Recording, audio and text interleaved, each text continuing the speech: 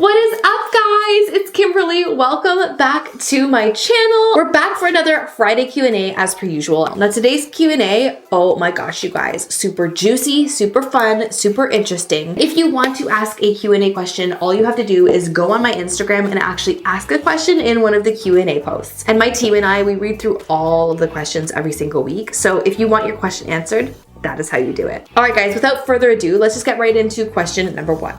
My crush's type is everything I'm not. What do I do?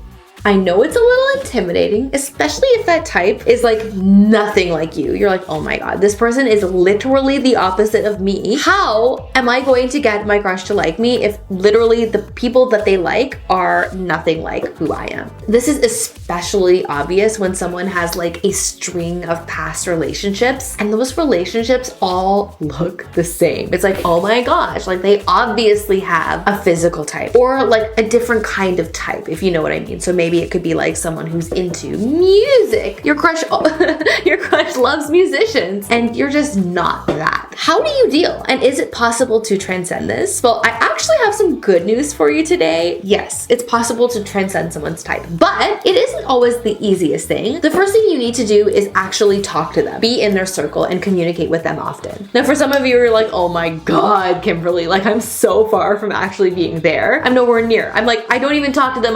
We don't even have any relationship at all. That's okay. But chances are you're probably not going to have your in by being their physical type, and that's totally okay. So the way that you get in with someone who maybe wouldn't necessarily be attracted to you on first glance or because of circumstances, which is totally fine. Like everybody has a type of person that they go for. But the way you get in with someone like this is to be in the same environment and impress them. When I was growing up, I worked at a restaurant. It was actually really funny because there was a guy who worked at this restaurant who was a manager who was honestly, by my standards and by my own physical type, not attractive. But it was really weird. As I worked at this restaurant and I saw how confident he was, I actually started to think he was a little bit attractive. Now, he wasn't someone that I ended up dating or had a massive crush on or anything, but I was like, oh, actually, like that guy's kind of hot because like he has all these qualities of somebody who's like confident and managerial. If I had just met him like in a bar or in a social situation, there's no way I would have thought he was attractive. But because I had that experience where he shone and like his natural abilities came through, I actually saw him in a different light. So if you are lucky enough to be in an environment like this with the person you like, so like whether you're on a foreign exchange with them and like you get to show your personality, or you're in an environment where you get to like share your talents a little. This is the way to impress someone who might not have noticed you the first time around, and that's totally okay. Does the quality of your first kiss matter?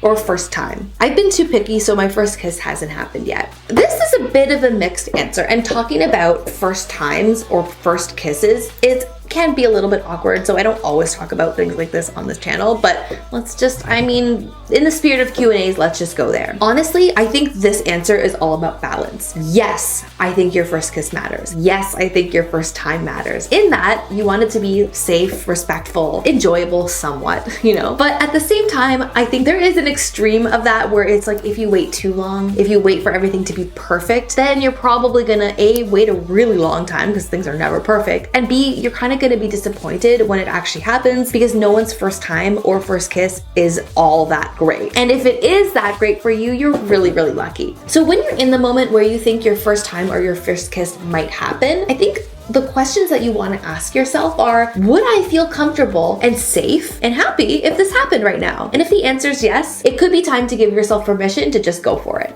How do you make someone you have a crush on more comfortable around you or less awkward? Honestly, the way somebody feels when they're around you, like the whole tone, the whole vibe, it can actually influence how they feel. If there are good vibes and if it's like really comfortable and like easygoing and like fun, then there probably is a higher chance that they're gonna wanna be around you more, even if they don't know that you like them yet. The key is just encouraging them to be around you in the first place so they can get to know how awesome you actually are. Quick tips for making someone more comfortable. Don't focus all your attention on them. Even it out to other people who are in the group so that they're not feeling all this intense pressure and like you're just gonna hone in on them every time you see them. It's a lot less pressure and a lot more fun for them if you spread it out and give them attention only sometimes. Also, smile. Like that might sound really cliche. I know, I get it, but smiling is actually warm and comfortable and inviting and like eases tension. So if you're standing there and you're like, wonder when they're gonna talk to me.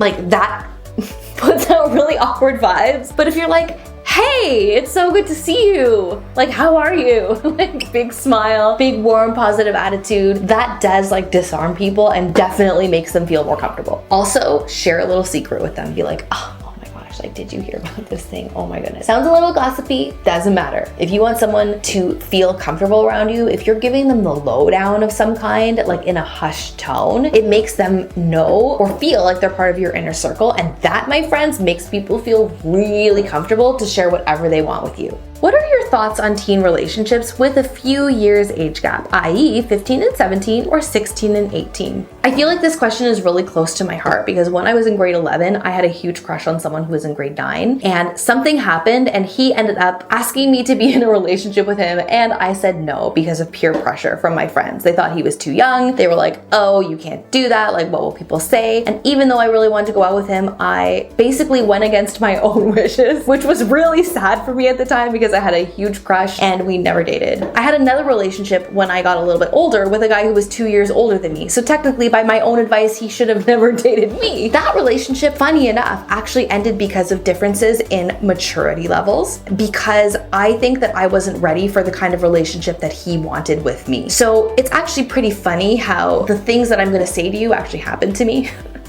So when you are dealing with an age gap as a teen, you're inevitably going to come across possible differences in maturity. And it might not just be in how mature you are. Maybe you're more mature than the person you have a crush on and they're older. But there are going to be differences in the things you've experienced and possible like outlooks of friends and family, expectations for the future. There are going to be things that make you different. It's a lot harder to date someone who's really different from you than someone who's super similar to you, especially when you have a young relationship. I think that if you feel comfortable with someone a little older or a little younger, that's okay. But the thing to be aware of is that you may come across struggles or hurdles that are related to the gap in your age, and you have to be ready to face that and deal with it when it comes. If I had dated my crush when I was in grade 11, although it might have been like a nice relationship with somebody who I did have a crush on, it might have ended due to factors that were related to age. Like, I don't know.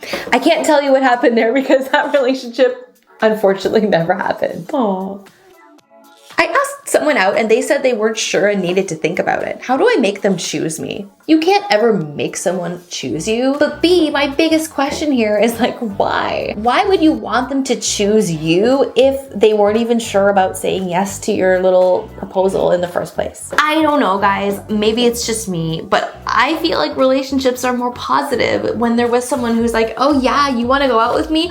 Sure. Oh my gosh, I'm so excited. This is all wonderful. But if someone's like, I don't know, let me think about it, you kind of have your answer right there. It's like, even if they say yes and you go on a date, how comfortable are you really going to be that this person isn't just going to turn around and change their mind the next second? I think it's a lot more positive and safe and happy when you know someone's actually into you. This one requires some soul searching on your part. I'd recommend thinking about why you're still interested in them even after they hummed and hawed. Is it okay for the girl to ask the guy out?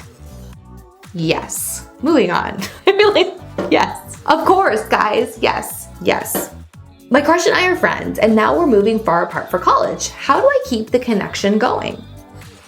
There are so many ways to keep the connection going that don't involve face-to-face seeing each other. In fact, I think you can actually create a more intriguing presence to someone online than you can in person, because like it's a little more mysterious and you have control over when you show up or when you see each other in that environment. You can totally keep the connection alive. The first step though is like take a little stock of where you guys are following each other and make sure before you go away for college that you have ample contact information. You see what I'm saying? You don't want to be asking around for like email addresses. Make sure that you say something like, oh, before you go, I mean, I know we're friends and all, since you said you're friends, but like, you know, I know we're friends and all, but like, I actually don't have your number. Like, let's text when you're gone. Like, it'd be nice to stay in touch. I want to invite you over for Thanksgiving dinner or whatever when you're home. I don't know what the case may be, but like, make sure that you exchange that and create a separate tone for when you guys are away than just the same old that you had before you left. You might just find that when they come home for Thanksgiving that there's a whole new vibe in the house, and that's what you're looking for.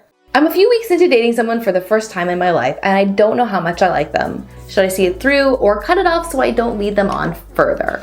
A lot of people actually ask me this question where it's like, you are dating someone, you've maybe seen each other a few times, and you're like, okay, they seem good enough. On paper, they're nice. Like, I can maybe picture them in my life, but honestly, like, I don't know. It's a toss-up, right? Like, I don't know if I could find someone better. I feel kind of like lukewarm, but there's no like excitement. This is a very, very common question. In fact, I feel like I'm drawing on a lot of my own dating experiences today, so I'm sorry for that. There was this guy, I know he won't watch this channel, so I'll tell you his name. His name was Ben, and he was the most lukewarm I've ever felt about anybody. I dated him maybe for a few dates while we were in university, when I was in my master's. We went on a few dates, and I was just like, ugh, like, I am so bored. Like, this is the worst. I'm like, I definitely don't see a future, but maybe I'll just give him another date in case something changes, because who knows? And I was kind of like, well, whatever. It's not like I'm going out with anyone else right now. I might as well just pass the time, which is a terrible way to think. I know. I was very young and naive back then. What ended up happening was it didn't get better.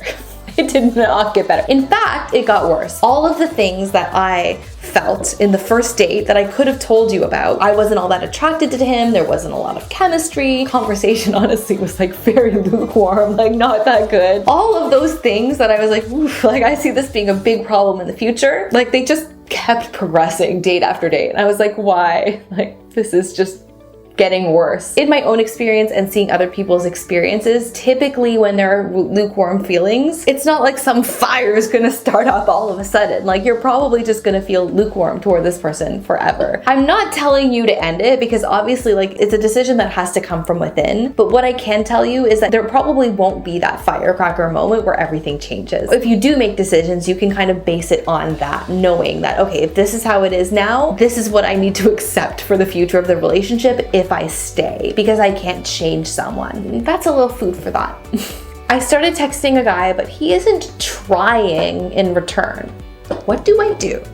This answer is very simple. Trying is a very important part of texting, especially when you like someone and when a little relationship might be starting up. If somebody isn't trying while texting you, there's a really good chance they don't like you or they're way too busy for a relationship right now. And remember how I said like things that happen at the beginning always get worse? This is another one of those things that gets worse over time. If someone's not trying now, they're gonna try even less in the future unless something very major and dramatic changes. So my best advice is to try to find someone who tries when they text you, because this shows effort and this shows that you could have like a healthy, productive, happy relationship. All right, you guys, I hope you love this video. Don't forget to ask me a question over on Instagram for next week's YouTube Q&A, and I'll see you next time for another video all about relationships. Bye, guys.